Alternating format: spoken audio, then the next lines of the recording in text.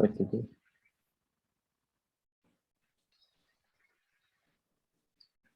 So good morning, everyone, and welcome to panel 4 of PACS at 35. So today, we are talking about Chinese studies in the Philippines, founders' reflections after 35 years of PACS. So before I forget, I will be your moderator for today, and my name is EG Dizon. I happen to be currently one of the board members of PACS. Okay, so with us today is a very esteemed panel.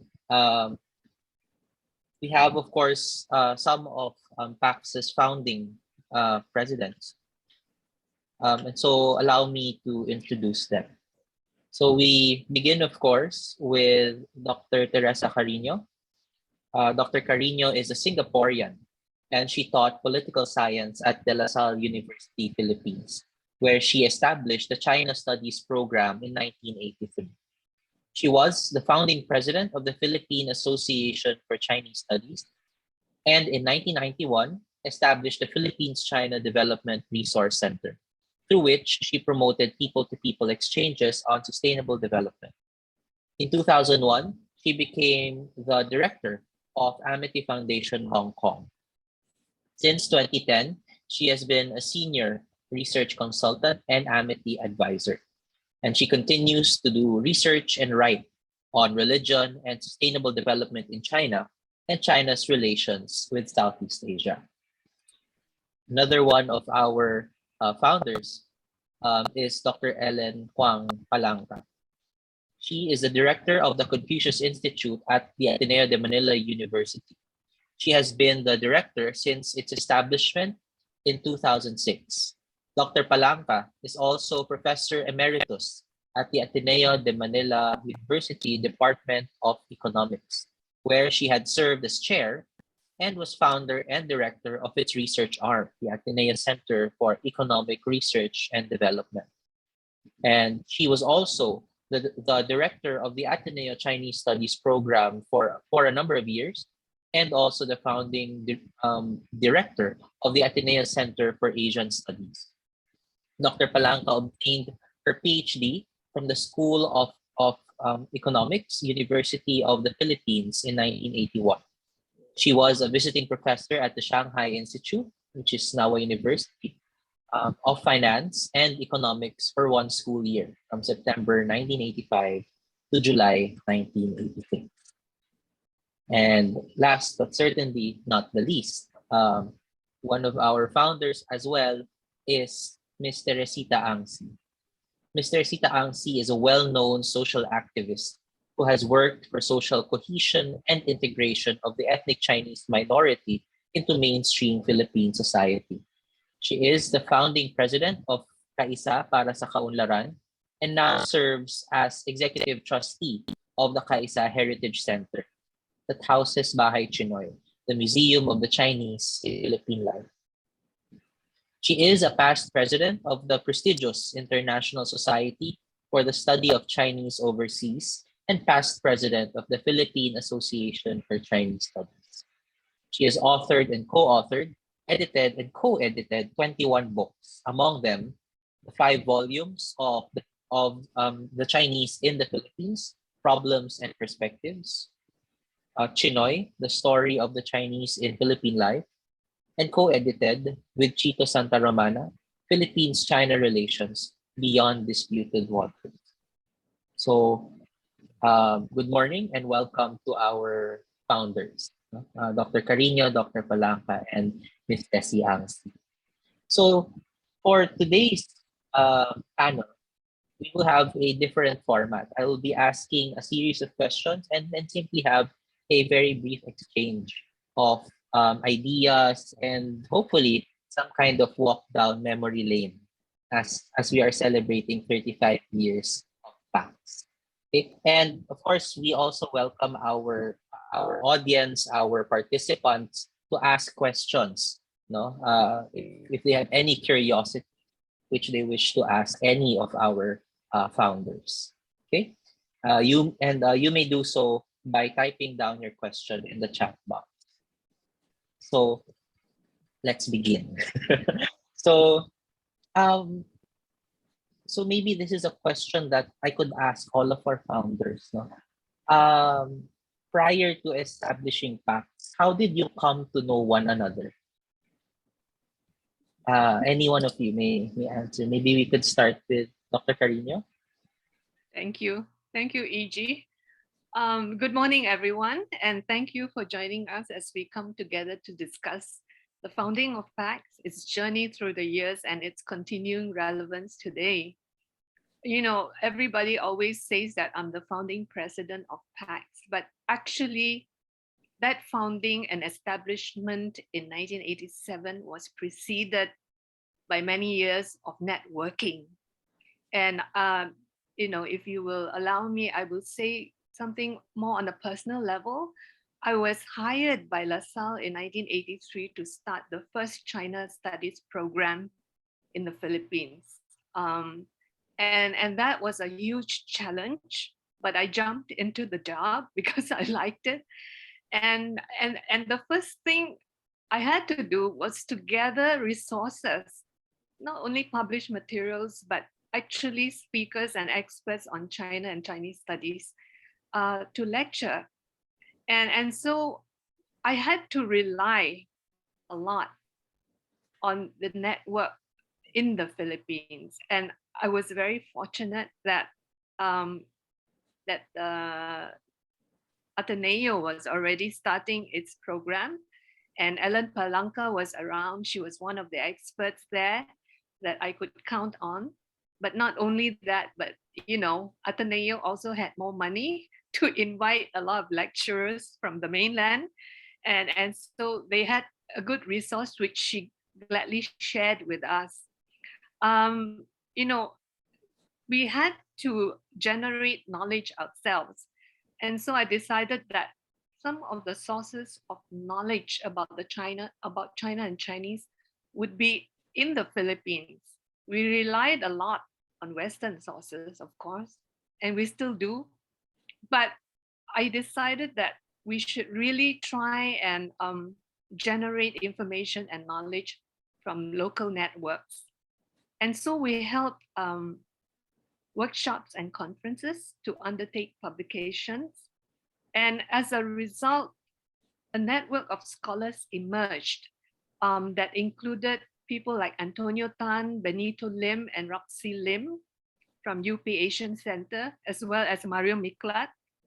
Then we have Ellen Palanca from Ateneo, Dr. Alfredo Ko from UST, who focused on Chinese philosophy, Benedita Churchill of UP History Department. Chin Ben Si, who was then teaching at the Asian Center, also joined this network. And so did Eileen Baviera from UP Asian Center.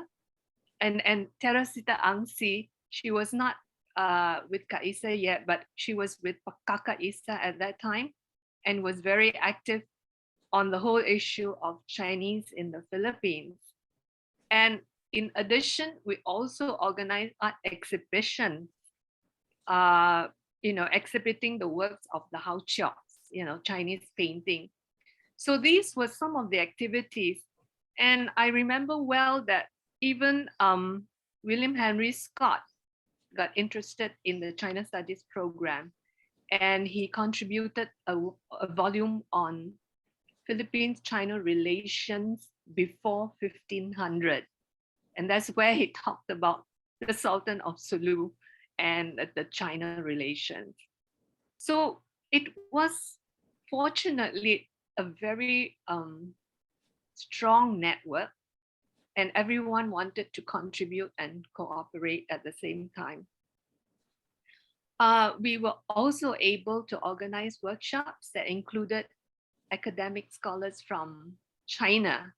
But you have to imagine this was in the 1980s, the early 80s to the mid 80s, and it was not easy at all for Chinese scholars to come out to attend meetings.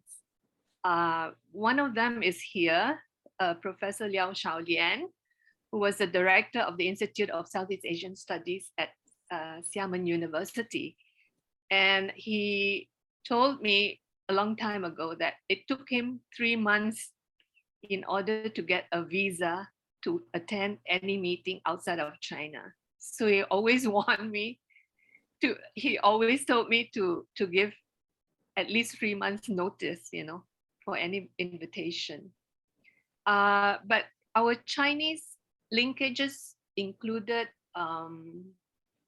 Zhengzhi University in Guangzhou, Zhongshan University, and also Peking University on history. So we were also developing those linkages. So the triggering event for our formation, of course, was the big convention in 1987 that was held at the Philippine Plaza. And one of the keynote speakers was Ezra Vogel. And the whole theme was on China's rise. So even in 1987, the double-digit growth of China and everything was already the talk of the town, and everyone was talking about the rise of China. So we discovered that, all of us who were involved in China studies were at that meeting, and that sort of really triggered the idea of organizing a more formal PACS. So this is the pre-PACS kind of atmosphere. It was very cordial, and we worked very well together. And I'm sure there are other memories that come out of that experience. And maybe Ellen and Tessie might want to contribute to that. Okay, Dr. Palanca, wow, and any of your memories about PACS's formation? Well, good morning. Good morning to everyone. As I reflected on the past 35 years, my memories were not as vivid as Teresa's. I just felt that it was a very long journey, and that it was not an easy one. I really experienced the birth pangs and the growth pains that PACS went through. I am glad Teresa talked about the strong network. I think it's the network that really helped the PACS to survive and to continue, because I feel that what was lacking was really the membership. Although, yeah, we had the scholars mentioned by Teresa who worked on those, but they were limited in numbers. Scholars in general were not that keen about Chinese matters, Chinese studies. I myself, actually, I did not have any training or any studies in Chinese studies. I'm in economics. And China, although my parents were Chinese and I grew up hearing stories about China, they're nostalgic stories, but China was very distant to me. And I had really I know that a lot of the members involved were into Chinese history or something on China, politics in China, etc. But let me do what Teresa did, that the personal level. I was not into Chinese studies. I was not that keen about it.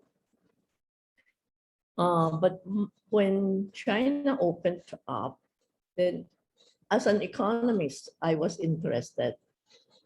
I wanted to know how China would be transforming from a command economy to a market economy. So in 1984, just shortly after China opened up, and you should know that although the opening up was officially the end of 1979, it took a very long while for things to really happen. In 1984, a professor from the Shanghai University of Finance and Economics visited Ateneo, and we had a discussion, and he invited me to be a guest lecturer, a visiting professor at their university. Well, at that time, I just finished my Ph.D. So I dropped any plan to do postdoc and just grabbed at the opportunity to be able to visit China. And as I said, China, although it had officially been supposed to be opened up, it was still very, the transition you could see, people still were wearing mouse suit and still using some coupons, for pork, for bread, So it was very interesting. And I would say that the stint that I had there was the most valuable experience I had. Yeah. So that's the situation at that time. We had a network among all these institutions. And to correct Teresa, I was not in the Chinese studies of Ateneo yet. It was Manny D, and we sent there was money for exchanges. So but what could we really get from China except to learn the language? Because China was not really ready, and also our scholars were not also ready. So we had Richard Chu, Boboy Alianan, who went there to learn the Chinese language, the official Putonghua, Pinyin, etc. They were not the norm at that time here. So that the situation. So I feel that PACS, the journey, the 35-year journey, had not been easy, and so PACS at 35 is really much something to celebrate, and that it is still thriving so well, I think is the more we can celebrate PACS at 35. Okay, let me stop here first. Thank you, Dr. Palanca. Ma'am Tessie? Yeah, to reminisce to answer your question, how we got to know one another before PACS. Well, Ellen might not remember, but she was still in her 20s doing her master's thesis at Ateneo in economics in UP. When I first met her, I was just a new graduate from UP. My first job with an NGO, the Pagkakaisa sa Pag-unlad. she was consulting with Father Charles McCarthy, our research director, when I first knew her. So I don't think she remembers that. And Teresa, of course, I got to know Teresa and the other founders like Nita Churchill and the others, Antonio Tan, through my late husband, Chinden See, who first taught at De La Salle University, but teaching social anthropology before he moved to the UP Asian Center. And so when, in fact, the first time I think I met Teresa was 1983, when she had a lot of meetings on the founding of the Chinese Studies program at De La Salle. Since I was my late husband's driver at that time, I would always join the meetings and just stay in the sidelines. And the first conference that Teresa convened with Dr. Antonio Tan and my late husband as speakers, I was still, I was pregnant with my young son, but Teresa was surprised because I was the one who pacified. There was a long discussion on the Cold War, the pro-KMT and the pro-leftists, the pro-communist China. That was the first conference in 1985. So I stood up and I said, well, for people like me who were born and who grew up in the Philippines, I don't think it is a question that is relevant to us, because even those who say they are pro-Taiwan, they wouldn't even know what were the concepts of San Min Zui, of Sun Yat-sen San Min Zui. And those who profess to be pro-left do not even know what is really the Red Book of China. I mean, ideology was very far from the minds of the younger generation of Chinese Filipinos at that time. So Teresa got to know me because of the viewpoint because of my viewpoint on the third force, or the younger generation of Chinese Filipinos. So when she convened another conference, the very first speaking engagement, formal speaking engagement that I had was in 1989, where Teresa invited me to be one of the speakers on the Chinese in the Philippines. So that was after my late husband died and Antonio Tan died. So I was an accidental academic because I've never been involved in any of this research except helping my late husband as the slave driver, as the slave labor, typing his manuscripts, correcting, editing.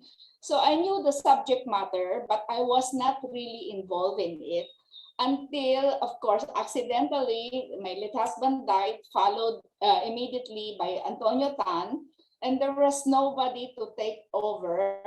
And I was forced de facto to be the one to inherit most of the research that is being done. I finished my husband's other papers that were unfinished to submit it to Singapore and all these things.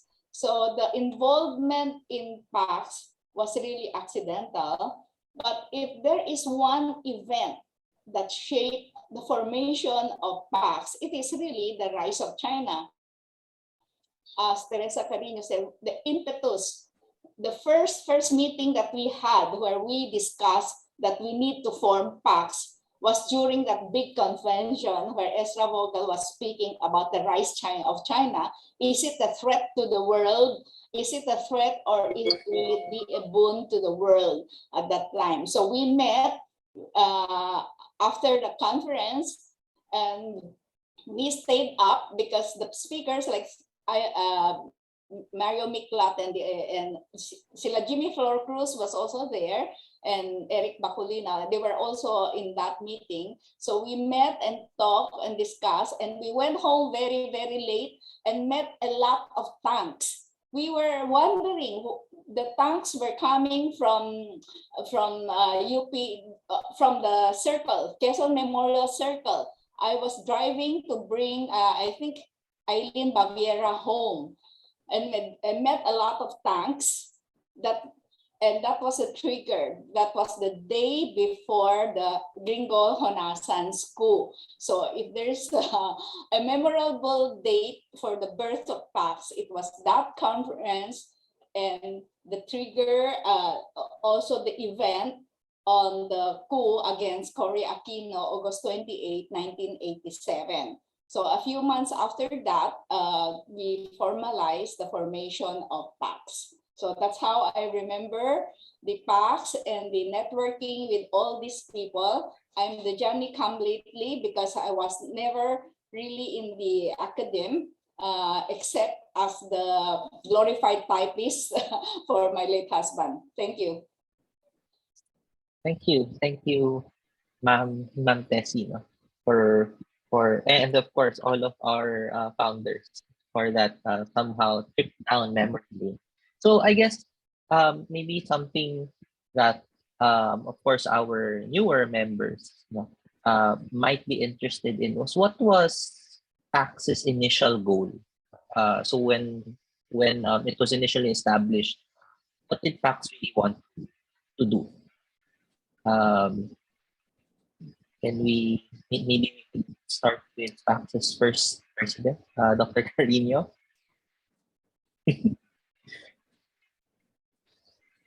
I'm sorry, Dr. Carino, you're on mute.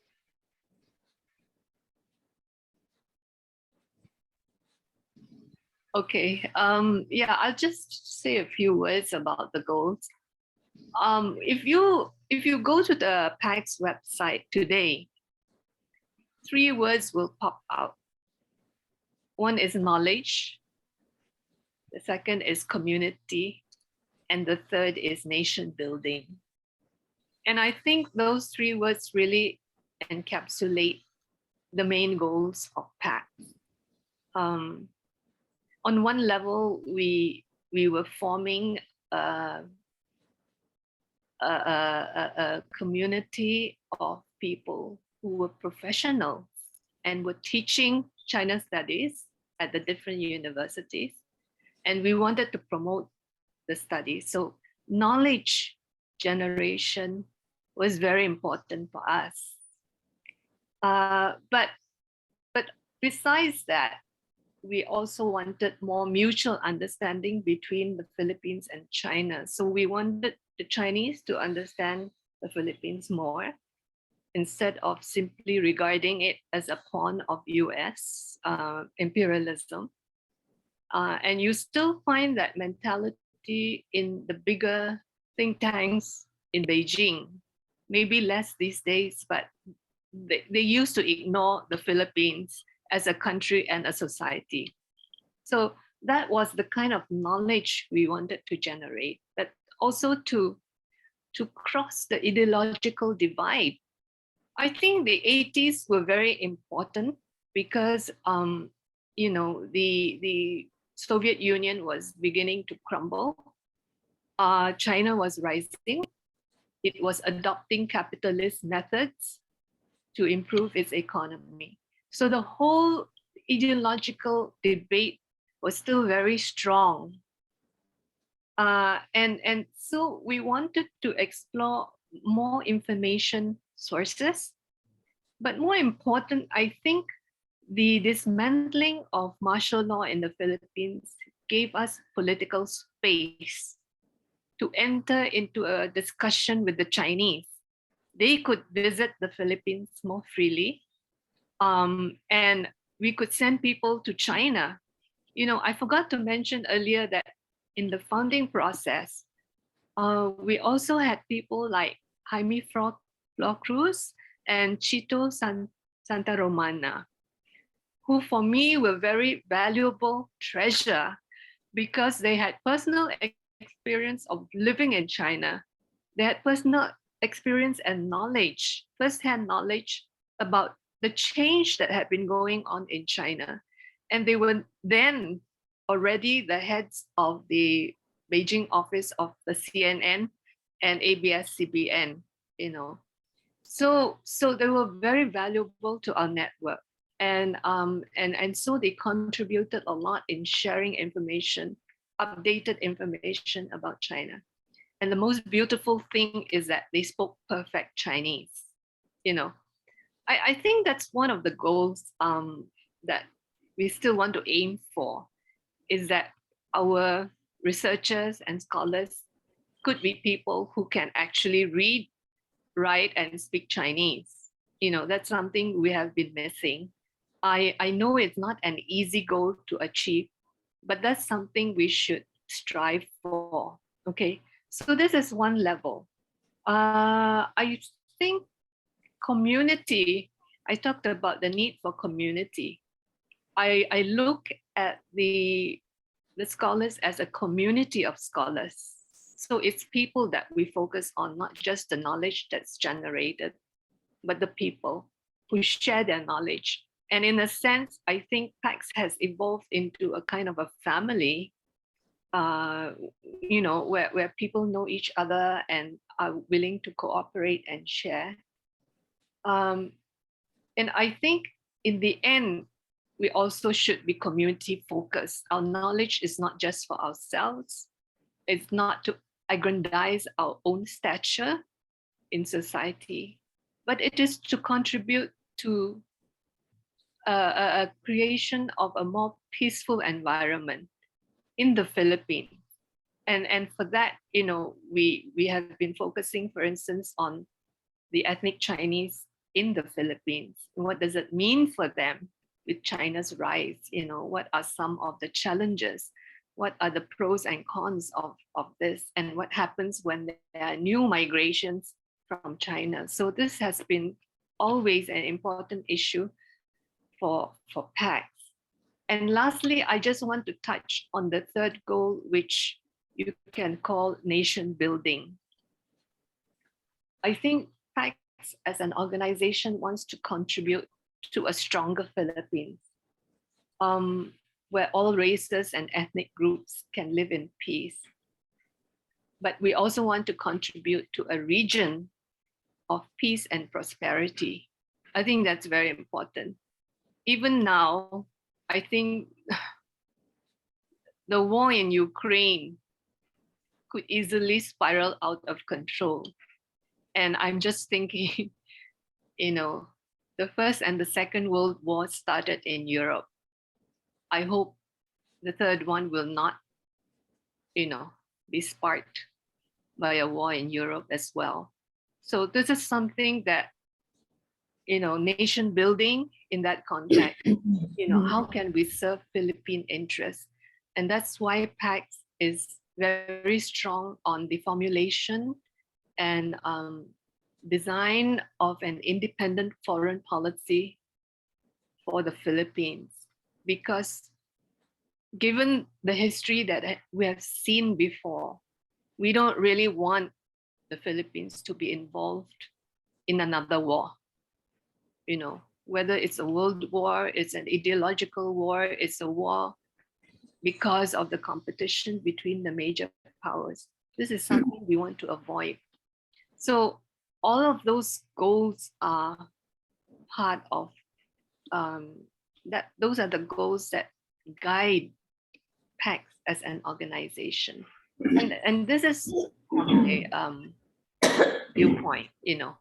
I certainly would like the other members here and founding members also to say a little bit more about how this impacts in terms of its goals. Thank you. Okay. So I guess it was very important, no, that Dr. Carino mentioned how PACS's goals can be found in its website. Which means that these goals since 1987 are more or less really core, right? Things that have been sustained, if not remained, very important to the very idea of why PACS exists, right? And so I guess my question to Ma'am Tessie and to Dr. Palanca is that during your tenure, as PACS president, what were the challenges, no, that that you faced? No, may it be historical events, no, maybe locally or internationally, or maybe something more on the ground and and logistical, if you would. Um, Maybe we could do this in order of presidency. So, sino ba after Dr. Carino took the helm, if you would? You want me to answer again first? I know. Oh. No. After Dr. Carino, who was the next president? Ellen, you want to speak first? Go ahead. Because she follows Teresa, and actually I was one of the founders who was the latest in becoming president of PACS. So Ellen. You want me to talk first? Yes, Dr. Palanca. Regarding challenges, no, during your tenure. Yes. As I said, yeah, during my term, I think I was sort of there because most of the other key members, key officials of PACS were busy with other things. Teresa and Eileen were finishing their PhDs, as far as I remember, and also they were busy with PDRC, and Desi was busy establishing Kaisa. So so PACS was maybe at the time not as focused by people as it is now. So, but we managed to, as I said, the problem was also the members, how to get people interested in China issues, and how to get them to even to do research on Chinese studies. Yeah, that's one good problem we had, but we managed to hold a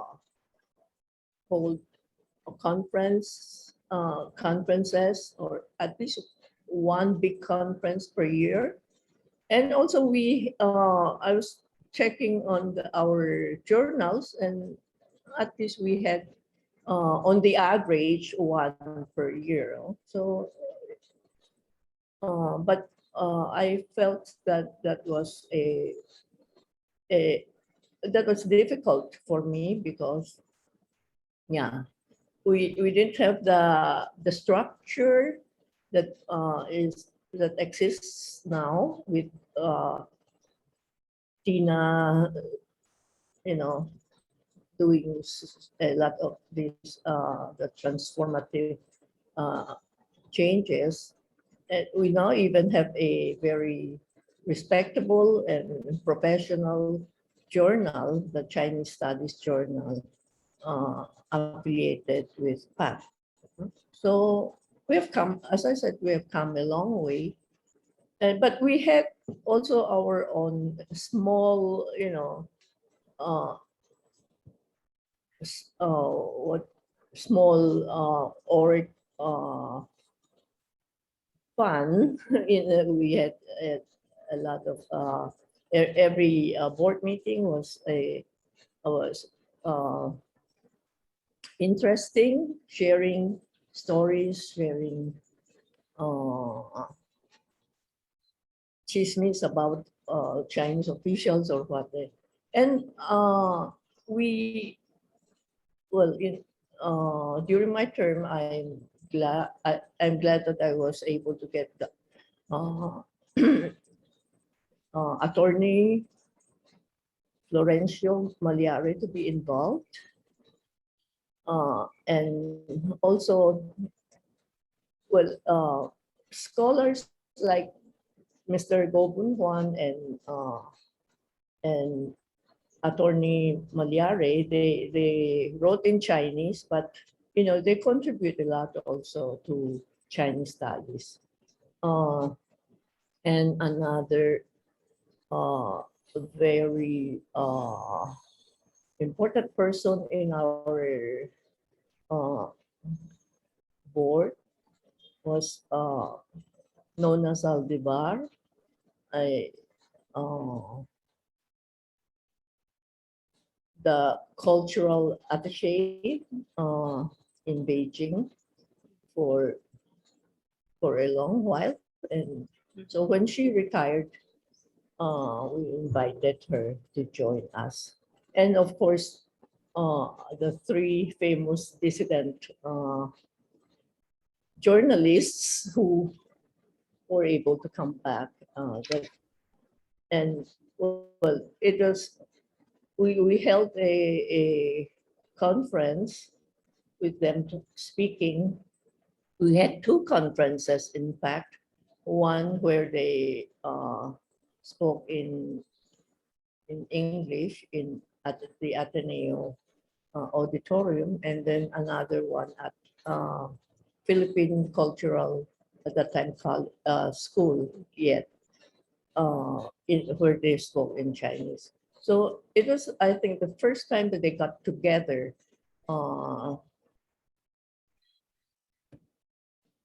in one, in one trip, because it was 1987.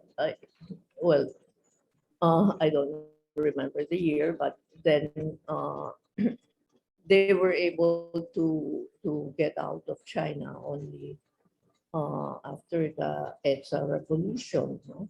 So China rather PACS was established in when we had a new liberal government, and at the same time with China changing. So for us, I think PACS played an important role in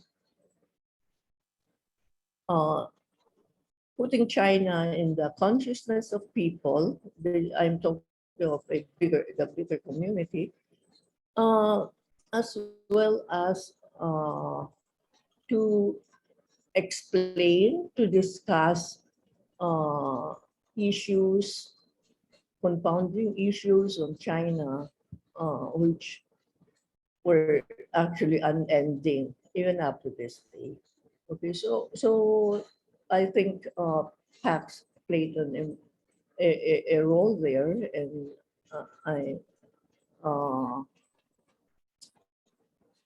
for that I think we achieved something there. Okay. Okay. Thank you, Dr. Palanca. Ma'am Tessie, what were the challenges back then? Okay, my participation with PACS is different from Ellen and Teresa in that my focus was on the Chinese in the Philippines. You asked a while ago about the goals of PACS. One of it is really also to enhance understanding about the role of the Chinese Filipinos in Philippine life. We wanted also to use PACS, not just Kaisa, as a venue to inform the wider audience about the changes that have happened in the Chinese Filipino community that have evolved from being Chinese who just happen to be in the Philippines, to become Filipinos who happen to be of Chinese descent and ancestry. And one of the biggest impact that we wanted PACS to have is on policy making. Teresa talked about independent foreign policy. In fact, one of the very first big influence of PACS was on the policy on overstaying Chinese. Teresa, Dr. Nita Churchill, it was under Teresa's presidency, convened the very first PACS big conference on Philippines-China relations. Where I spoke about the Chinese in the Philippines, are they assets or liabilities? And it was Miriam Defensor Santiago who was the reactor for my paper. So I mentioned about the problems, the challenges the Chinese Filipinos were facing, and that includes overstaying Chinese. In fact, fast forward to now, even during my term, one of the bigger challenges is the role of the new immigrants that have come in, some of them illegally, some of them staying illegally, but some of them are investors staying here legally. So when Miriam Defensor Santiago voiced her comments on my paper, she publicly announced that she considers the problems that I raise are pressing problems, and vowed to find a solution to these problems. And so the legalization of the overstaying Chinese. When I say overstaying, that's 1988. What I meant was those who were overstaying since 1960s. Many of them have been here for 30 years, and they already have children, and these children know no other country except the Philippines. And many of these people were already rooted here in the Philippines, but they are illegally, their status were still illegal. So Miriam recognized that and started the process of legalization of these overstaying Chinese. So just recently, about I think last week, Romel Banlawi talked that the biggest, probably the biggest challenge on Philippines-China relations was during my incumbency as the president of PACS, because it was at the lowest ebb of the Philippines-China relations. But what people don't probably know is that at the background were works that we did even before President Aquino was sworn in as President of the Republic of the Philippines. The very first meeting the Chinese embassy had was with members of his cabinet, of Ninoy Aquino's would-be cabinet, okay? La Cerda, Purisima, which I gathered to meet with the embassy people at the Chinese embassy, okay? The only difference was that the foreign secretary was supposed to be Santos, Dr. Santos, but he did not become the foreign secretary. But he was introduced by Purisima and La Cerda as the upcoming foreign secretary. Anyway, those are things that behind the scene, it might be the ebb of Philippines-China relations, but we also had venues to do a lot of back channeling, okay? It was also during my incumbency in 2013 that we convened the first think tank group to engage all of China's think tanks, okay? Chita Santa Romana, Eileen Baviera, I led that group and raised the funds to have that group of 7 China experts to engage all the think tanks of China. The Philippines Hainan Institute on South China Sea, we inaugurated the first office they had in Beijing. We were the first foreign visitors to that office, where we engaged people like Yan Wu Sichun and all the experts on the South China Sea studies. We met with the Shanghai Strategic Studies, the Beijing International Studies, the Contemporary Studies, International Relations. We met with a lot of these think tanks. I think we had 13 sessions in all. And it was very, very productive. at least I could say that one of the biggest input that we gave the China experts was to recognize that the China issue, the South China Sea issue, the be all and all is not the US interference, which they all think at that time was that it was the US influence that was affecting China. And they were also quite surprised when they saw Jay Battenbakal showed a lot of the basis for the Philippines' claim to China. And these think tanks thought that these are valid claims. So we said, do not just dismiss these claims as nuisance. We do have basis for these claims. And they were surprised that these were not coming out. So when we came back from that 2013 visit to China, we briefed the Department of Foreign Affairs, okay? After the first briefing, they thought it was not enough because we brought in a lot of inputs from the China think tanks. So we had a second session. In the same way, we also briefed the Chinese embassy in the Philippines. So they were also surprised that it was just not what they think it is. So after the first session, we had another session over dinner hosted by the ambassador because she wanted a more informal gathering over dinner where we can discuss more freely. So those were really the challenges. Time when we filed the case in the International Tribunal. So all the think tanks that we engaged, they were also shocked that it was done. That we filed the case, and he said it's a Damocles sword, it's a slap on China's face and everything. And they took that very, very negatively. But we also shared that the decision to file it was a very, very difficult decision to arrive at because many of the people in the Department of Foreign Affairs was against that. But in the cabinet, also, the decision was split until the final decision to file it was done. And we said, well, in the Philippines, we are a very litigation-prone country. We have children suing their parents and parents suing children and siblings.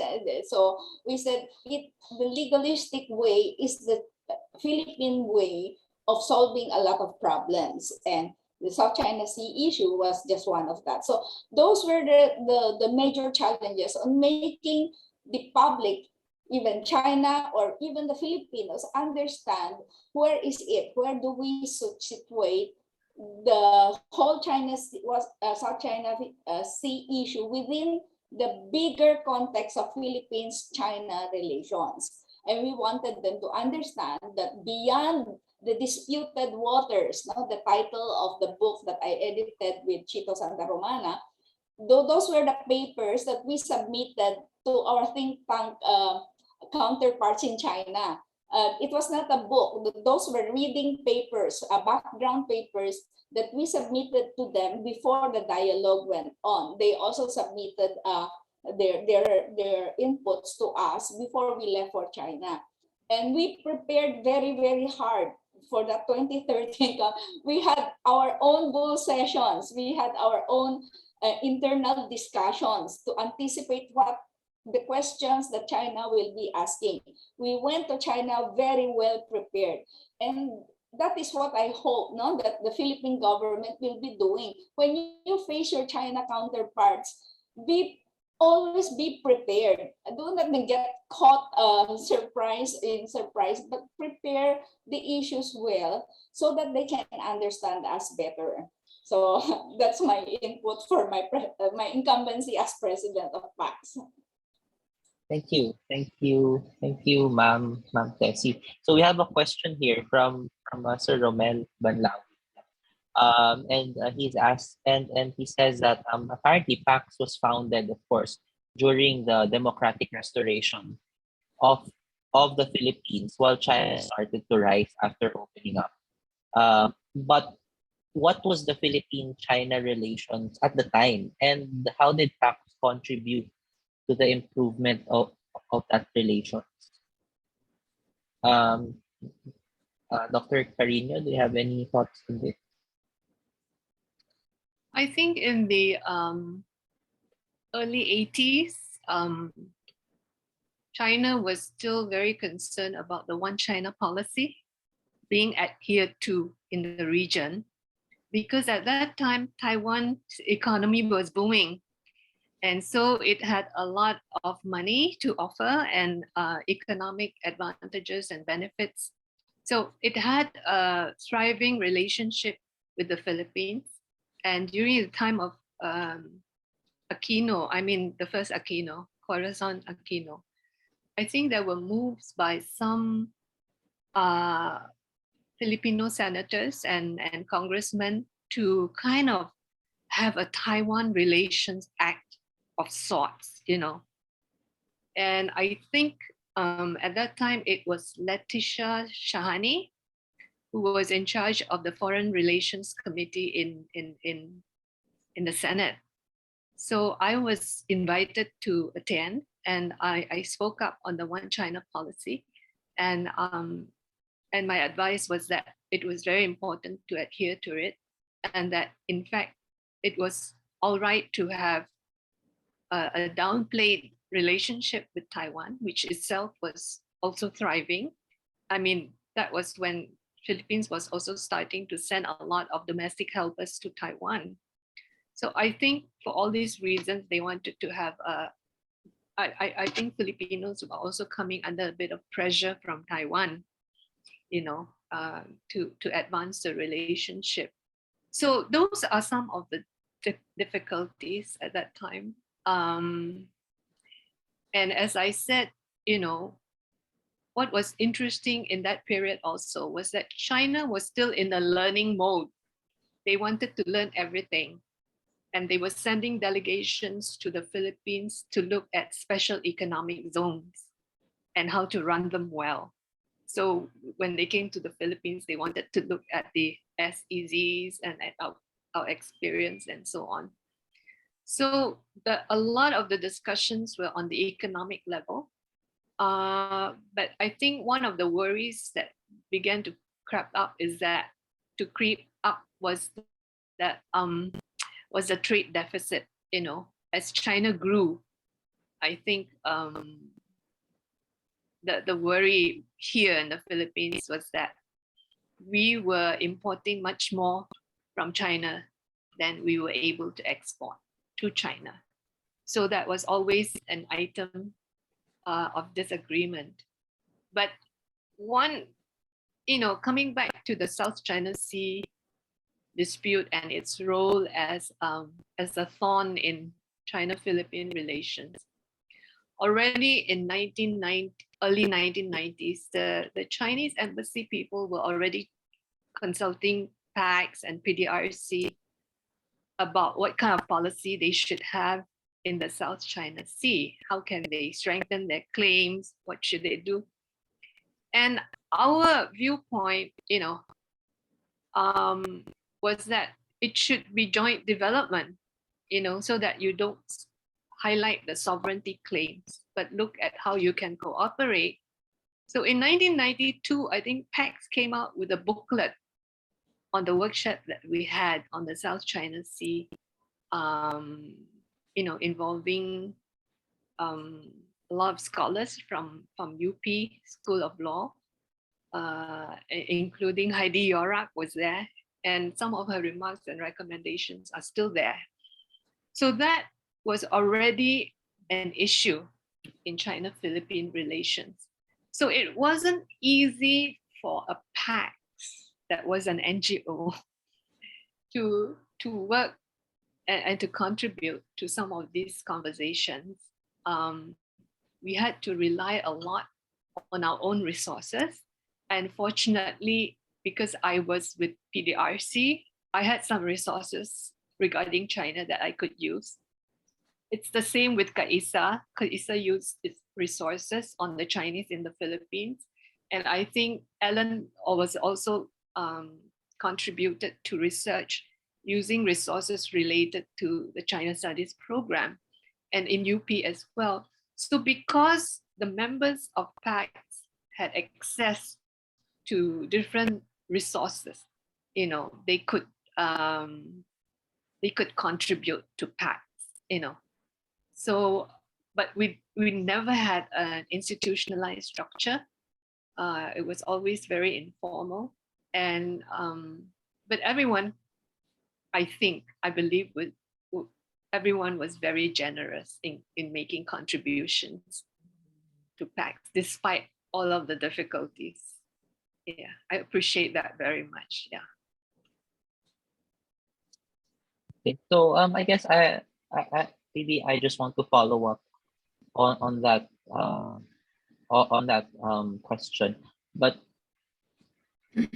because at least as far as Philippine history is concerned, we do understand that 1986 was or the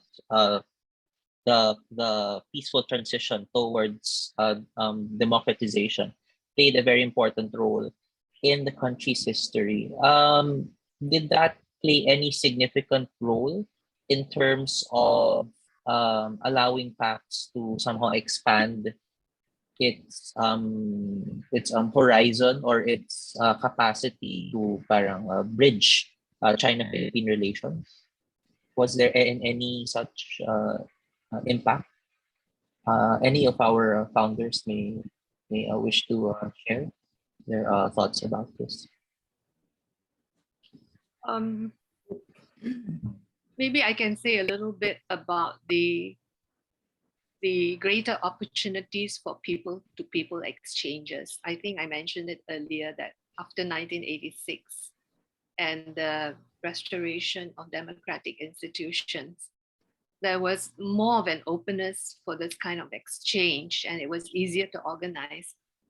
So by the early 1990s, we already had the PDRC, which was precisely organized, established to promote people-to-people exchanges.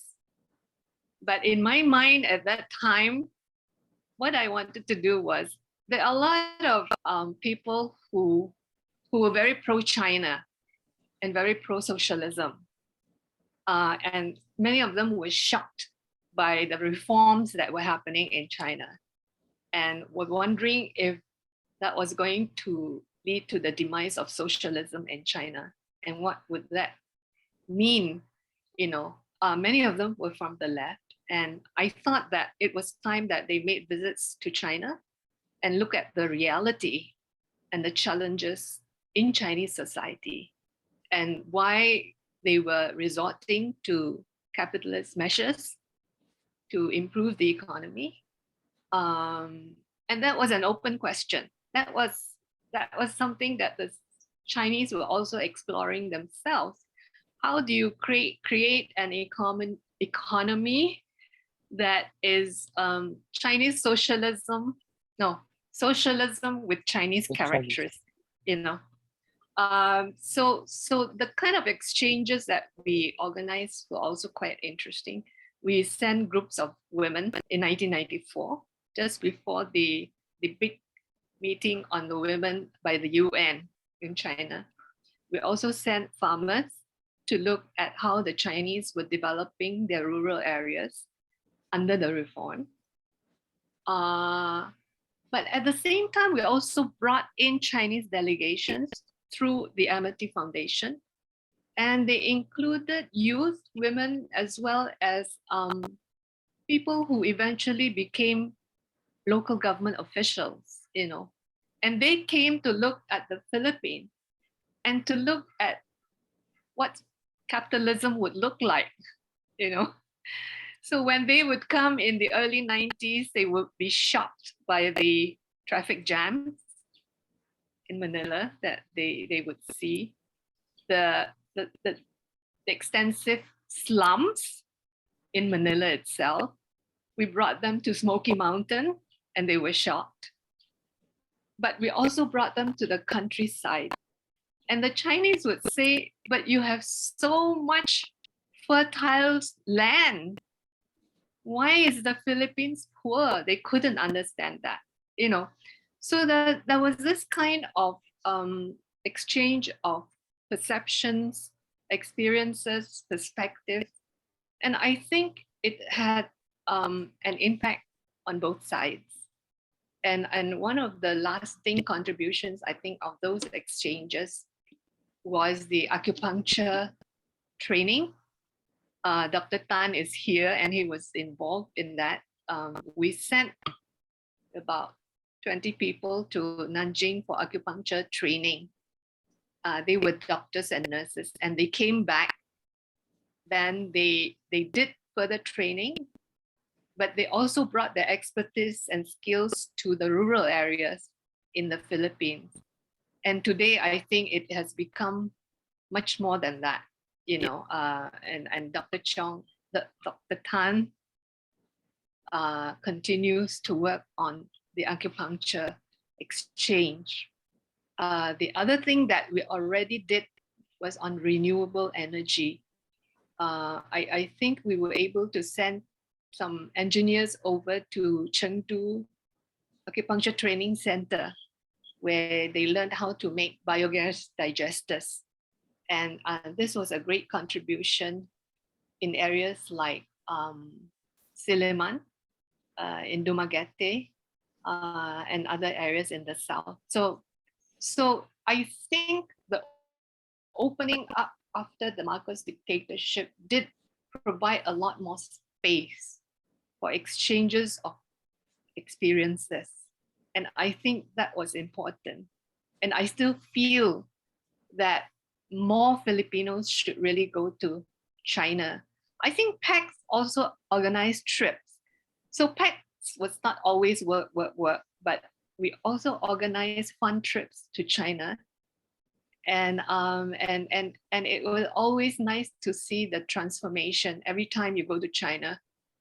So many things have changed so quickly, you know. So one of the challenges actually in studying China today is the rapid change. Things are changing so fast. It's not easy to keep up. Yeah. Thank you, Dr. Carino. Okay, so and this is, I think, somewhat related to the question posed here by Howard Ko. But I think that Dr. Palanca earlier mentioned, right, that one of the challenges with regard to PACS was really people, right? Trying to get more people to be interested in our line of research, right? Again, it is a very specific, right? So with that, then, in your experience, no, what is the state of China or Chinese studies here in the Philippines? Maybe we could start with Dr. Palanca. Yeah, if I get your question right, because it was a bit choppy when you asked it. That, yeah, it's hard to get people interested in the area. Yeah, I was with the Chinese studies program for a long time, and we tried. Yeah, people were aware that they have to know more about China, but they did not want to go to the program itself. So learning Chinese studies or having Chinese studies as a minor was very, very popular. I think that's the most popular minor program in Ateneo. But then we instituted a bachelor's degree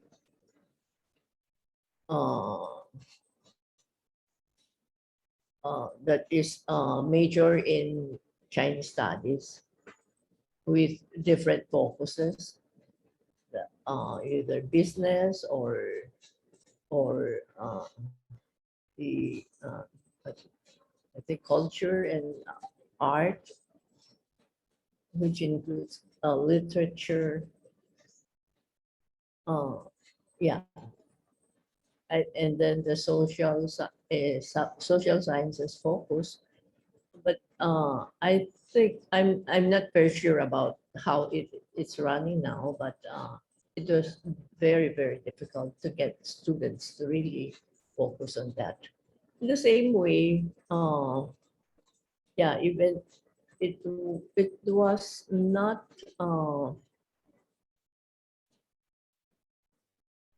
easy for students of Ateneo to want to take up education. Okay, so Ateneo does not have a bachelor's degree in education, but it does have an MA in education, which is doing very well because we have people who teach at different schools taking that up. So we kept the Confucius Institute capitalized on that. And we have a course called Teaching Chinese, an MA program called Teaching Chinese as a foreign language. So that's a new major there. What I'm trying to say is I think we have to understand the situation and try to use our funds in such a way that we get the most benefit out of it. So our project on colonial history, I think, is also something that we felt that if we did not undertake that, it would be hard for any foundation or what to undertake that. Because we realized it was not in the mandate of Confucius Institute to do a history project, but we fought for it, and then I think that that's something we are very happy that we did, and we really hope that there will be more of that. How did I get to this? But yeah, it's you were asking about Chinese studies, right? Yes. China and Chinese EG? studies in the Philippines. So there. Sige. Thank you, Dr. Palanca. Yeah. Okay. So yeah. So Okay. I guess this is also a shared question, no? I guess with Ma'am Tessie, no? Because as we understand, right, China and Chinese studies is a very broad field, right? It, it can go in many different directions. So as far as PACS is concerned, how has PACS tried to further support into the different areas concerning China and Chinese studies? Okay, to combine the two questions, the new narratives on the new Chinese studies and how to influence others to really take up China studies. Let me share my experience. My first teaching job on Philippines, China was with Teresa Harino in LaSalle. No, that was where I first taught for about 3 years. And then I moved to Ateneo de Manila. My first class, always as an introduction, I would make a very brief survey of my students. And it never failed to shock me that many of them could not distinguish Mao Zedong from Sat Yat-sen from Chiang Kai-shek. I mean, it comes as a shock that they would think hindi ba isang tao lang yan, pare-pareho naman sila. They wouldn't know a lot of that, no? And then it's a course on the Chinese and Philippine life. But when I teach it, I try to relate it always to events that was happening in China. Okay, so usually my first introduction would be I spend the first hour on a brief history of China and how it relates to the Philippines. And these students would appreciate that much more than if you just tell them this dynasty, and everything like that, no? But they can relate much more, especially when they say, okay, Song Dynasty, the ceramics and everything. The first mention about a place in the Philippines was year 972 in Song Dynasty. So these things, when you relate them to the Philippines, then they could grasp it more. What was happening in the Philippines during that time that this was happening in China? Okay. Then to go back also on the role of China, of PACS, no, in contributing to Philippines-China relations. Although it's not directly PACS itself, but maybe it's also partly Kaisa, it's more also partly myself, no? It's not a coincidence that the very first foreign trip of Cory Aquino was to China, because China was the first to congratulate Cory Aquino after the EDSA revolution. And that is what I meant on the role of information, the role of PACS. China was shocked when they were informed, the Chinese embassy itself, no, was shocked when they were informed that there is no way Marcos can stay in power. Remember what I said about the US influence? I don't know why China gave so much credit always to the US.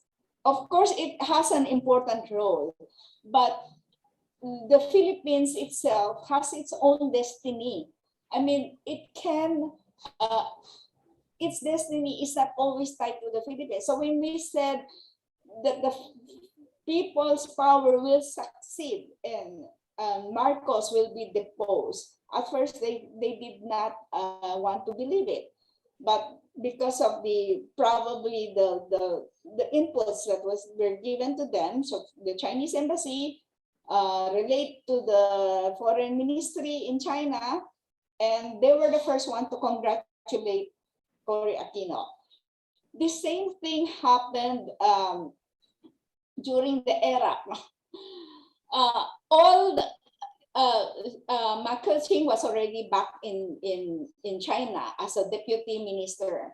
When she heard that I brought a team of civil society leaders to China, and we had a dinner with Jimmy Flor Cruz, Eric Bacolinaw, and Chito Santa Romana, she asked if she can meet with us after our dinner. And she apologized that it has to be at 10 o'clock in the evening because that's when she will finish her own meeting. So then we said, of course, we will stay, no, and wait for you.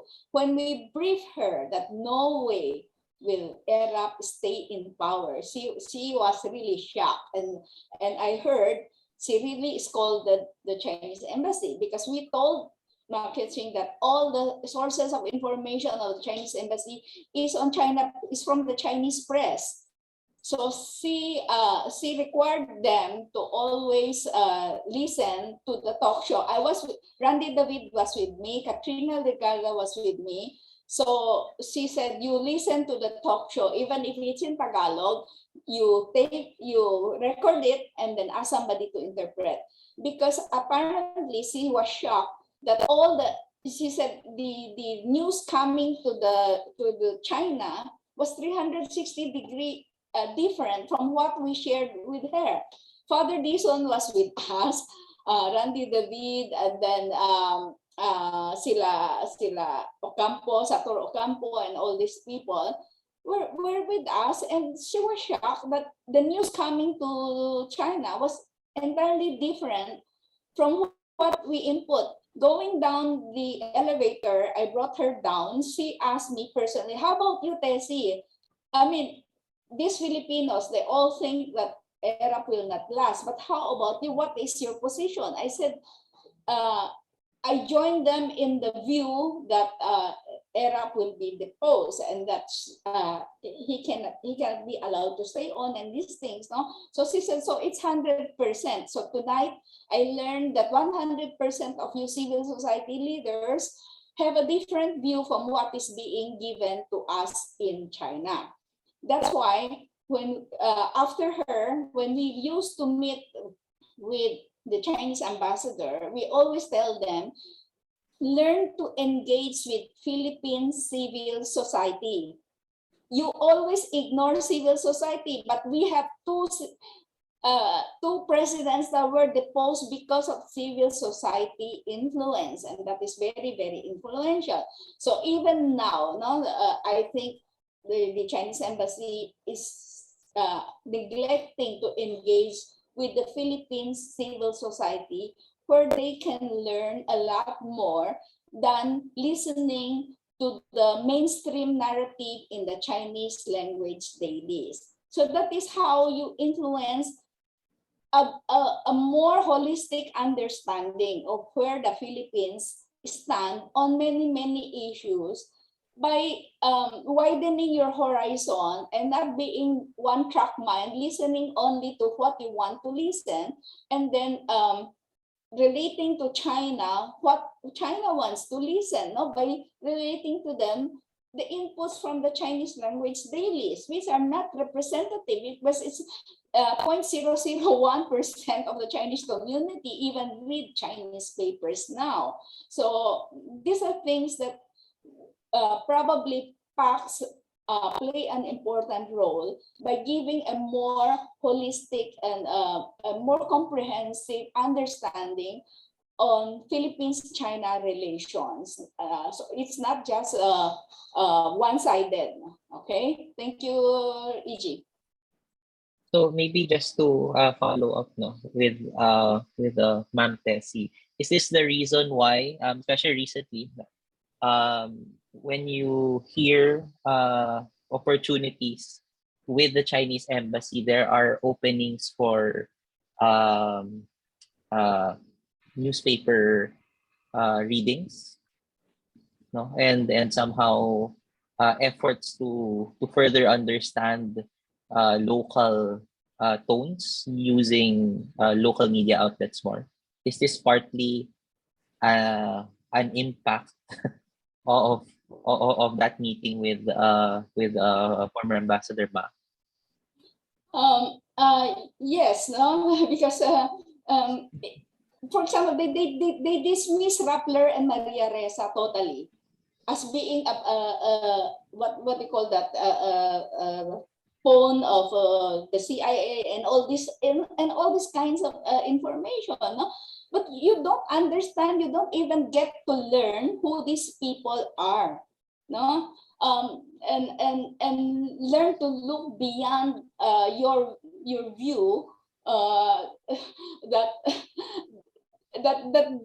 Rappler, Vera files, and all these things.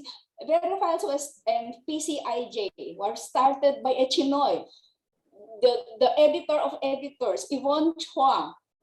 So how can you say that this narrative is very anti-China? No, Yvonne Chua is training even Tibet, Myanmar on investigative journalism for the last 30 years, and she is a Chinoy. But mind you, I don't think any of the Chinese media even know her. When we gave her a recognition as a Rosales Award, some of the Chinese media said, who is this girl? And we don't know. And she's a Marshall McLuhan Hall of Famer, and Jaime Ongpin investigative journalism Hall of Famer. Of course, the Chinese media would not know her because of their one-track mind of always dismissing outfit like this, like PCIJ, Rappler, Vera files, as being influenced by the US. No, I don't think in any way are they being influenced by the US narrative. Thank you, EG. Thank you again for that response. Okay, so I think I was sent this question, right? So for our three founders and our former PACS presidents, no, since you've been watching PACS, no, for 35 years, um, what have been the greatest changes that you've seen in PACS, and how do you think can we sustain such changes? Can we start with uh, Dr. Palanca? Oh, uh, yeah, I see the changes, and I'm happy that PACS is now, under the leadership of that we were able to really get enough people to be interested, and because there are a lot of factors. China has become more and more important. So people realize that China matters, really matter, and also that yeah, China is now playing a more important role in geopolitics. So uh, we, I feel that there are more people who are interested in that. And in the last 10 years, we saw changes in PACS, and young people, like I always believe in young people. They are more dynamic, they are more up to date in technology, etc. So uh, I would, I'm happy that, yeah, we, Tina made a lot of changes or the structure. Of course, now it's a more formal thing rather than when, at least when I was the president, uh, we were more informal. The camaraderie was very nice at that time. I'm not saying that it's not nice now, but now, everything is more formal. And that's a structure that we need in order to move forward, in order to really thrive. So I think that's the major change, and I think we have many more members now than before, and this kind of attraction is a good sign. So yeah, I know that I can retreat and retire from PACS with the faith and confidence that it will continue to thrive. Okay, so Okay. thank you. Thank you, Dr. Palanca. Dr. Carino?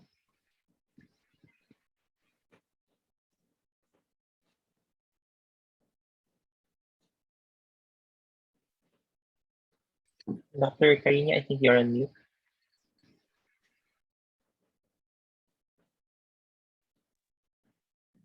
Okay, yeah. Well, I think some of the younger members are here, and they should have a chance to answer this. But I'd like to say that I'm very optimistic about PACS and the changes that have happened, especially in the last decade. I think we've sort of managed to make the transition between the older generations like us to a younger generation of scholars and researchers and enthusiasts. I like the institutionalization that is taking place because I think it will help to stabilize the organization. I think we are also attracting more funding to PACS because of our output.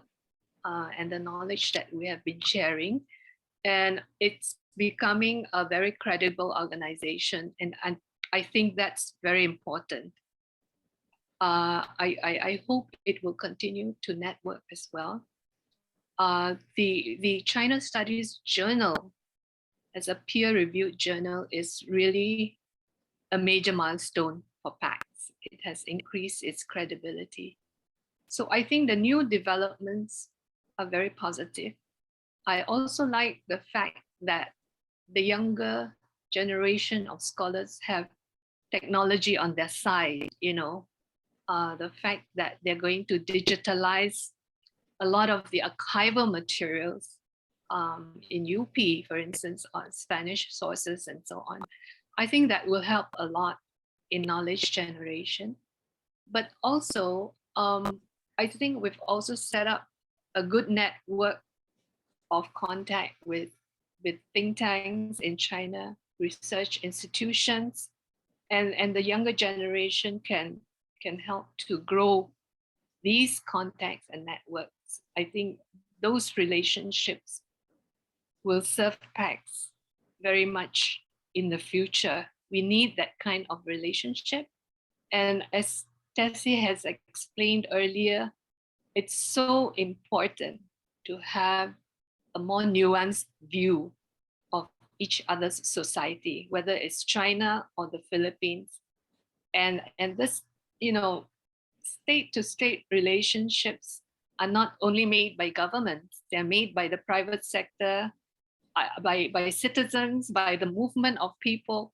There's so many aspects today that complicates the relationship. So to have an organization that can pay attention to many of these dimensions is very important. So I think PACS is going in the right direction. And I would also like to have, maybe Romel wants to say a few words, but I also want to alert you that Professor Liao, I think is in the is one of the participants in this webinar, and he might want to say a few words about how he looks at the role of PAC, given the new era that is before us.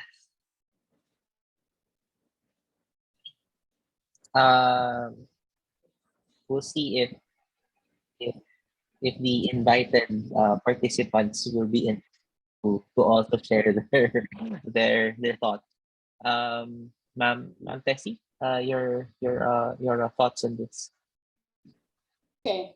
Probably one of the most important changes that we should sustain, at least with PACS being there, is to go beyond the geopolitical issues in Philippines-China relations. There is much more that we can learn from China, the social reconstruction, even the role of the state enterprises and how they were able to privatize all of these things, environmental protection, medicine, the successes in the medical field, and they also have a lot to learn from us. For example, in the messaging, remember in many of our forums, I lamented that Sinovac is very poor in messaging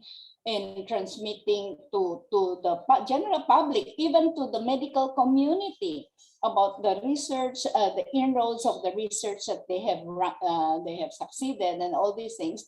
But through PACS, I think the Philippines civil society can learn about protection of women's and children's rights that have been happening, especially probably the inroads in science and technology. My greatest hope is that maybe the conferences that we had on all these things, science and technology, climate change, environmental protection, will not just end up within the halls of our conference venue or now online, but it will have some policy effects, maybe move to a higher level by engaging even the government government think tanks.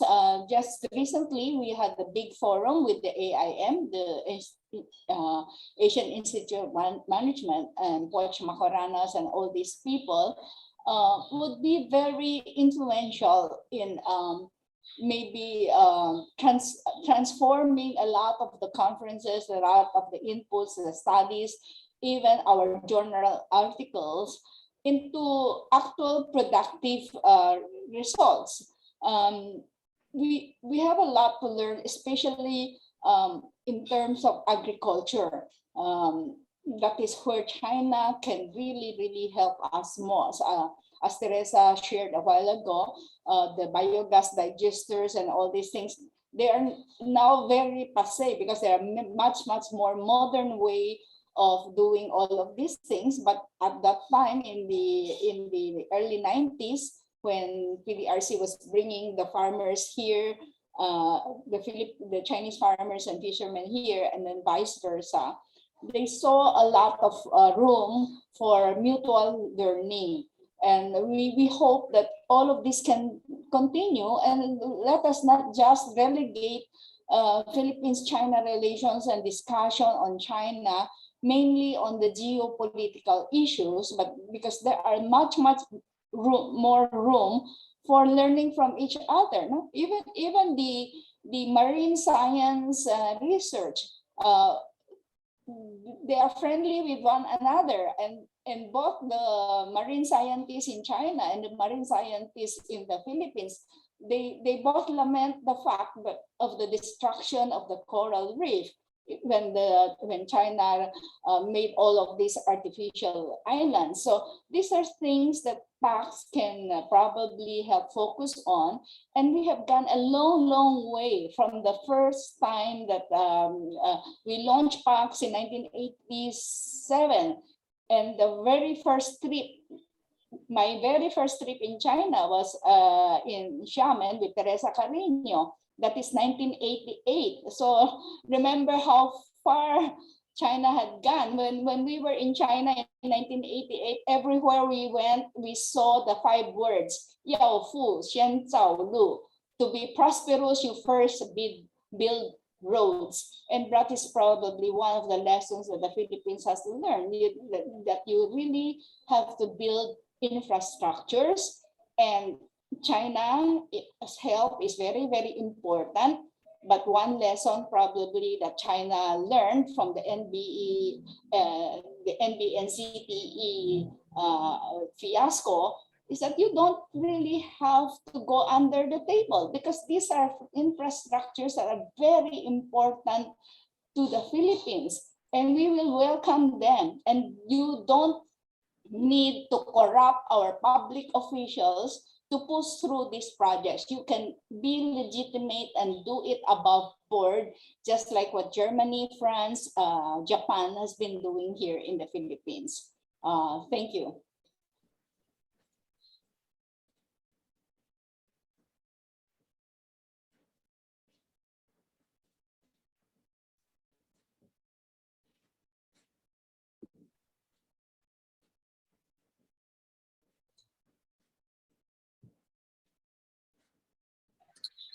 Sir, you may begin.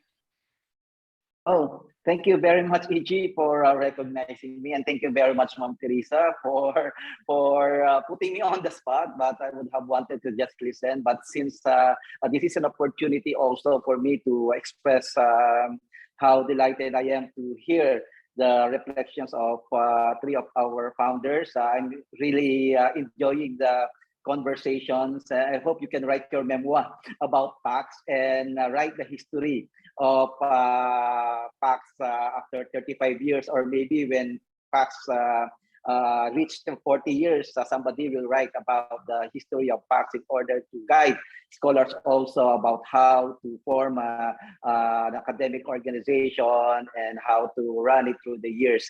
But I would like to stress that I learned about PACS way back in the early 90s when I was a PhD student at UP.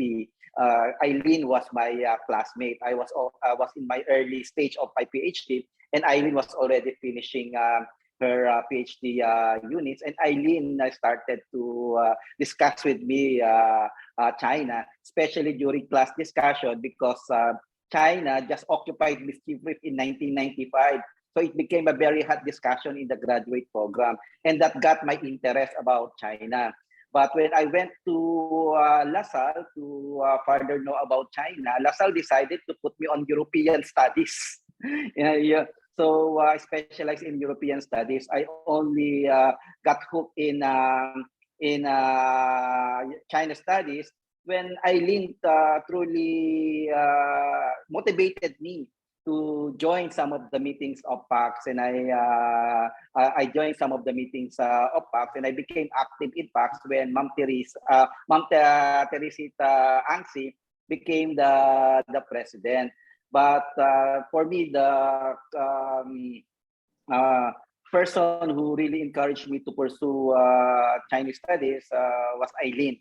Okay, but when I saw that Ma'am Teresita Ang See was in the board, I joined it because I was starstruck by Teresa Ang See, because she was known back then as an anti-kidnapping champion. You know, she was so popular. She was a social activist. So she was in fact my magnet to join PACS, because I would have wanted to just to be with the company of Ma'am Tessie. So that was the start. But through years of interaction with Chinese scholars, I was able to get interested in PACS, and when Eileen became president of PACS, I learned about the late Professor Benito Lim.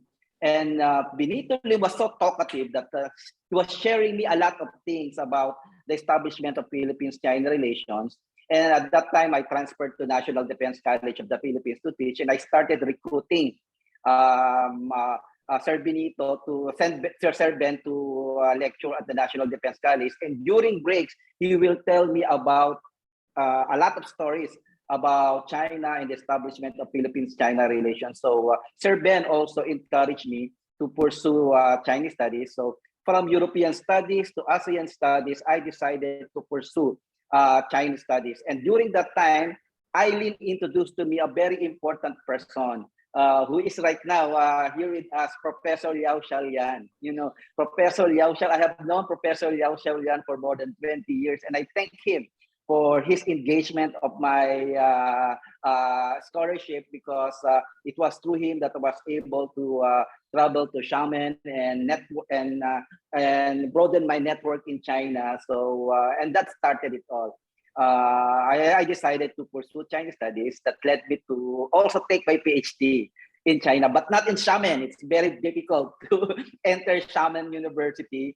But I was able to enter Chinan University to take my PhD in Guangzhou. That's it. Thank you very much. And I hope to hear also Professor Liao Xiaolian to say something, because I remember that during the time of Ma'am Eileen and Ma'am Tessie, Professor Liao Xiaolian have been very active. And through the publications of PACS also, I learned that Professor Liao Xiaolian was there from the very beginning of PACS development. Thank you very much.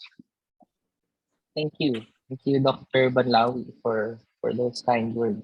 I think Professor Liao Xiaolian has a chat here. Congratulations on the great achievements of PACS in the past 35 years, and look forward to more progress in the years to come. No? So thank you, Professor Liao. Okay, so I think I have one last question for our founders. And this is with regard to the future. No? We see that PACS this year enters its 35th year.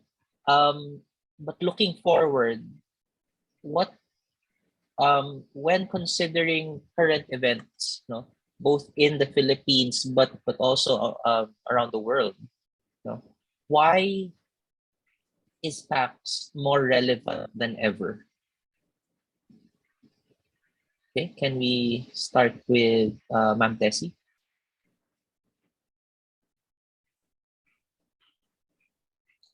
Well, we mentioned a while ago that the organization of PACS coincide really with the rise of China. Although we were only 5 years behind, but the real rise was starting when PACS was founded. In fact, if there is one event that I can mention that is directly responsible for the organization of PACS, it's really the rise of China, because we form ourselves into a group because of that conference on the rise of China. At that time, people were very, very skeptical, and they saw the rise of China as a threat to the world order at the time. So if PACS was very relevant at the time in 1987, the more it is relevant now, 40 plus years after the opening up of China and the success of its economic reforms and the institutionalization of socialism with Chinese characteristics, and their success in doing that, then the more it is relevant at this time for the world to really understand, enhance their understanding about China and Philippines-China relations and about the Chinese people. So do not think of China mainly in forms of its statecraft in terms of the Chinese Communist Party, but also think of the more than 1 billion population of China and the way they are doing things, the way China lifted them out of poverty. So the more, it is even much more relevant now for us to learn and have the more nuanced view about China and not just the one-track view, no? And help China also in the way they engage others, okay? So that we don't see just one side, and then we also learn that we cannot just say we support China right or wrong, okay? We also have to stand independent and have our independent views and be brave enough to give our views when we see where things are going wrong, and then of course promote China and the things that it's doing correctly by asking also the Western media and our Filipino mainstream media to learn to understand China better. Maybe moving forward, I would like to see PACS taking a more active view and not just confining themselves within the walls of the academe, but being comfortable in engaging other sectors in Chinese society. Maybe one thing we can, maybe if we have funding, one thing we can resume is the people-to-people exchanges that we used to do, because I find it really, really important, because it has a very effective way of changing hearts and minds. We might not be able to change them in just one trip, but at least we open the minds of the participants in these trips about the other view of looking at things. Thank you. Thank you, Ma'am. Then we can go to Dr. Palanca. Yeah. You cannot, ignore the fact that China is rising and playing an very important role in global economy. But it is developing, not just at that level, but in almost every aspect of their society, of their development. So yeah, Tessie has mentioned a lot. I just want to mention that what I saw very, which made me very happy was the conferences, the panels that we had in this conference on the papers, the new researchers, and they are on topics that are not the usual. You know, we have been focusing on security, politics, yeah, conflicts of the South China Sea. I think those are important, but there are a lot of things that we can that we are cooperating and that need to be studied. So on education, I think there was a paper on education, on agriculture, infrastructure, environment, you name it. We we can study and we can continue to cooperate with China in all in those aspects. And the people to people exchanges, yeah, they have been shelved for the last 2 years, and that's very unfortunate. Even in our institute, the Confucius Institute, we are suffering from that. But we hope that they can be resumed and people will really be able to understand better. Yeah, both sides. The Filipinos going to China, I think would in the same way that, you know, it was eye-opening for me. I think even at this point, it should be able to, you know, make people understand better. And I'm also happy to see the development that we have more and more people who studied in China, right?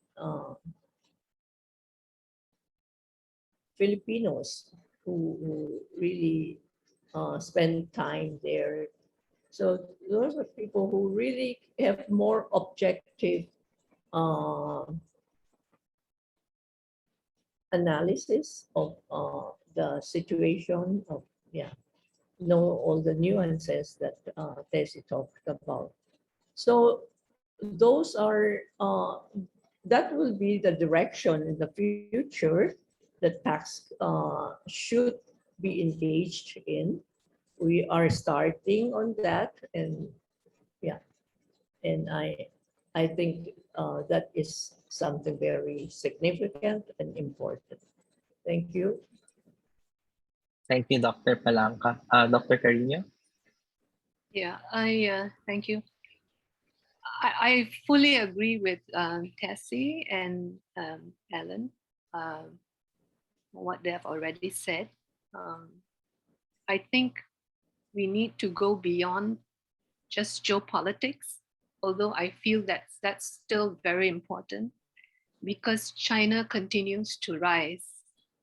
And I think the Western world is having a hard time dealing with that fact. It's a fact.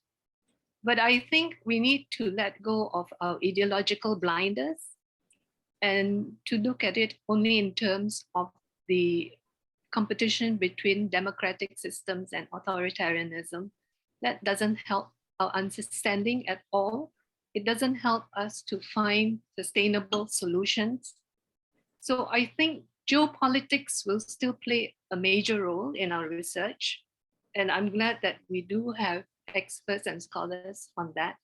But on the other hand, I think we do need to expand scholarship on other areas.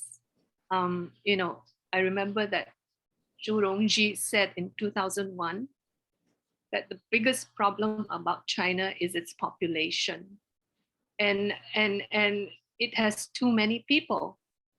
What happens, you know, when more than 1 billion people seek the fruits of modernity, to have more electricity, refrigerators, televisions, all the good things of the modern life, how will China meet that challenge?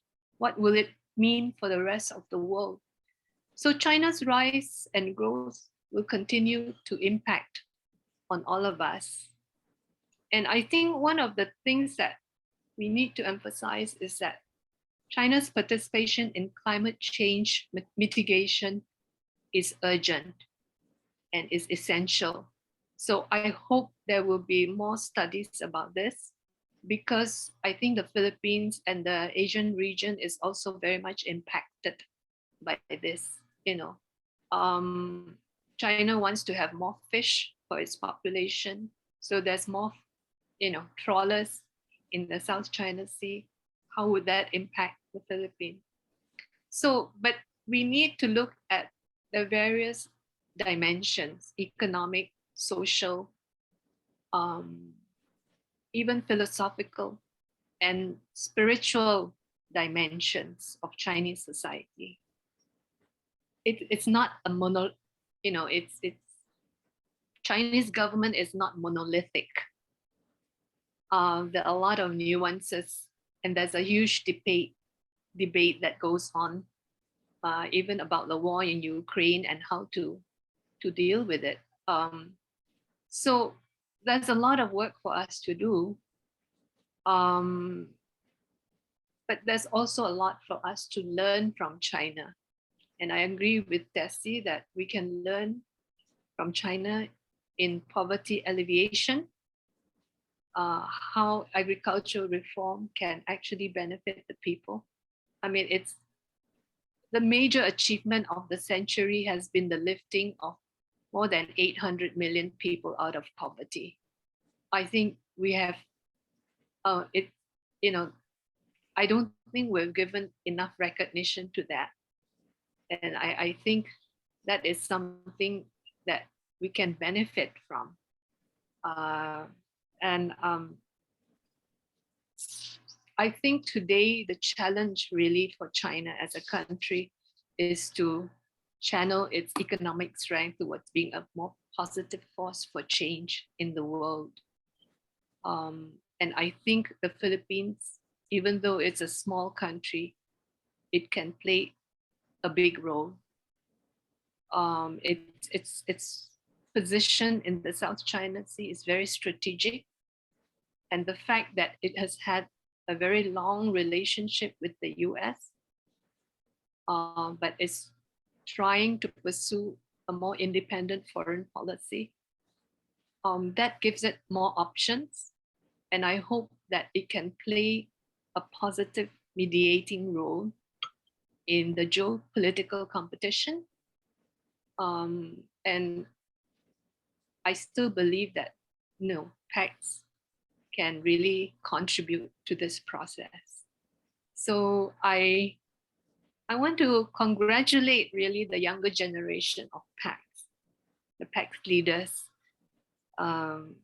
especially those in the current board, for pushing PACS to new heights with the launching of the Chinese Studies Journal as a peer-reviewed journal, for a dynamism that is really contagious among the board members.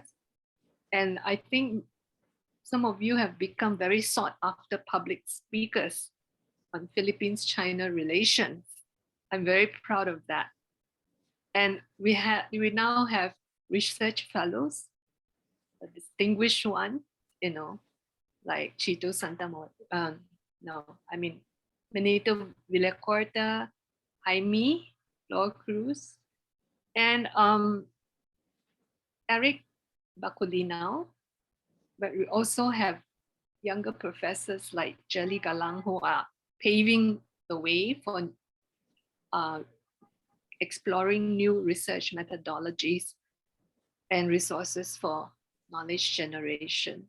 So I think as one of the founders of PACS, I'm quite happy, and I don't mind retiring from PACS at this point. But I'm really grateful for all the contributions that have been made by the early founders, all of the presidents, for the efforts they've put in, and also for the younger generation.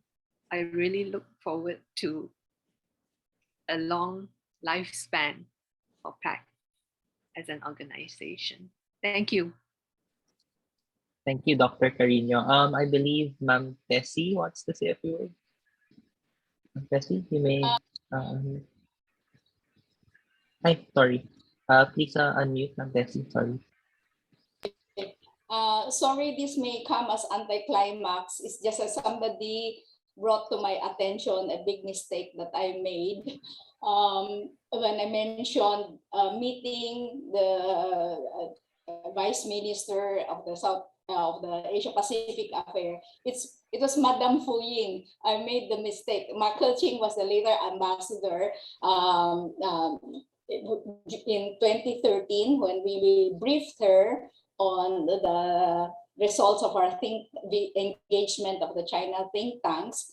So it was Madam Fu Ying, and it gives credit also to them that they really wanted to hear the other sectors' view. I mean, going out of their way to be open to hear the views coming from the periphery, people who they don't normally meet. No, I think that is also one of the advantage of PACS. But I would like to end this also by congratulating the new board members of PACS. I think your average age is about 40, or I mean, compared to us when we were all when we have a meeting and we will all come out with our senior ID. Only one or two will not be seniors. Now, except for Teresa Harino, the founding president, who we wanted to be part of the board, to help in the transition. Most of the board members are the young ones, and they are the ones who are more dynamic, and they can do the jobs much better than we used to do it, especially with their tech savvy know-how and everything. And also quite a few of them, like si Romel finished his PhD in Chinan University.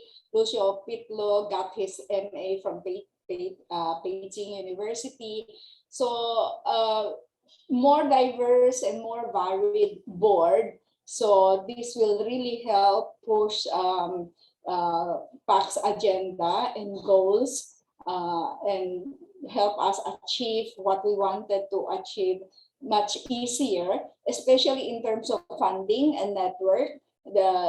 Remember, it's only the past few years when we were able to do, for example, Benito Lim lectures outside the academe. We're able to engage a lot of other networks beyond what PACS were used to do. So rest assured that the founders will always be behind you or not interfering with you, but letting you do because you can always do things better than us. Thank you again.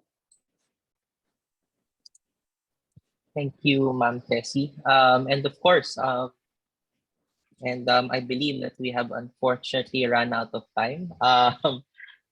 But we, of course, thank our founders and, of course, former presidents, Dr. Ellen Palanca, Ms. Teresita Ang See, and Dr. Teresa Harino for gracing us with their time and sharing their knowledge and their experience about PACS. And maybe today, one of the key words which I think somehow encompasses this whole conversation is the word nuance, right? It's this idea that 35 years of PACS, we've seen that PACS has grown so much. It has contributed not only on the academic sphere, but also on the relationship between our two countries. But it's not something that we always hear about. It is something happening behind the scenes. We might not always see it, but it is happening nonetheless. And that in our efforts as an organization, one of the important realities which we have to face is that we continue supporting, right? And this is one of one of the achievements PACS has made, is to continue support for people, individuals who are part of this ongoing conversation about China and Chinese studies. And that at the end of the day, beyond the governments working with each other, it is the people, right? It is people underneath, people in PACS, no? Friends of PACS even, especially I think the most identified was Professor Liao Xiaolian, who has been a good friend of PACS throughout the years. And that hopefully in the future, PACS remains even more relevant than how it was when it started, right? And that I think I would share in it, in the hope that PACS broadens its own horizons beyond just academic spheres, but into more into other areas, right? So that we can hopefully impact Filipino society even more. Okay, so with that, I would like to thank everyone for attending today's panel, and we hope that everyone here and even more people will be available for our last panel, for panel 5, which will be which is next Saturday, March 26th, on Philippine elections 2022 and the directions of a post-Duterte Philippine-China relations. Okay. Thank you again to everyone, and we look forward to seeing you next Saturday. Thank you, and good Thank you very afternoon. much. Bye-bye. Good afternoon. Bye-bye.